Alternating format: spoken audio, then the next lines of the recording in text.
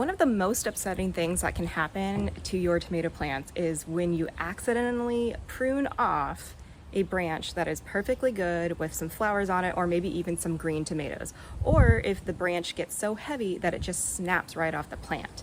But don't worry, if this happens to you, there is something you can do to save those flowers and those tomatoes.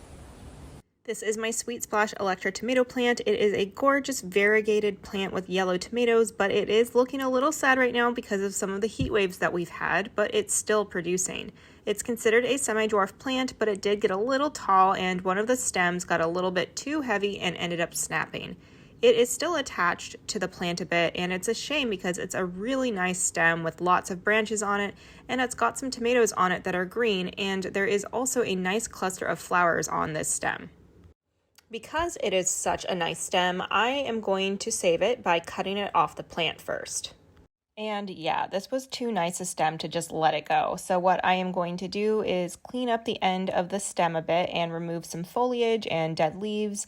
And there is a little green tomato here at the end, and I am going to need to remove it. I will take it inside to see if it will ripen, but it might not ripen properly being picked this soon, but it doesn't hurt to try. Okay, so I'm just going to clean up the ends here just a little bit more. Probably right up to about here.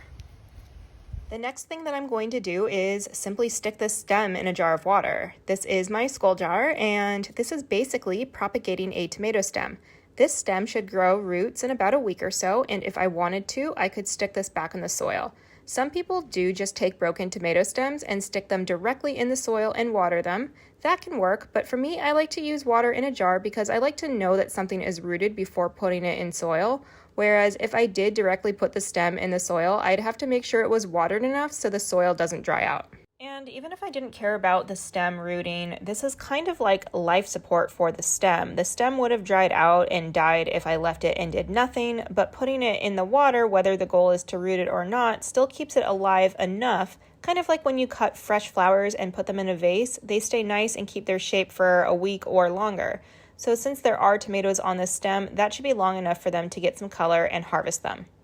For me though, since I have a long growing season, when this stem roots, I probably will just pop it back in the soil for the rest of the season. But you could also propagate tomato stems even if they aren't broken. People often remove suckers like this stem right here on a plant to root them to get extra plants.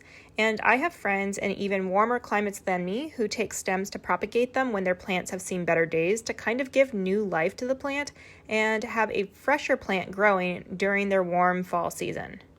So the next time you see a broken stem or accidentally prune a nice one off, don't worry, just pop it in a glass of water and those tomatoes should keep growing and ripen, and you might just end up with a new tomato plant.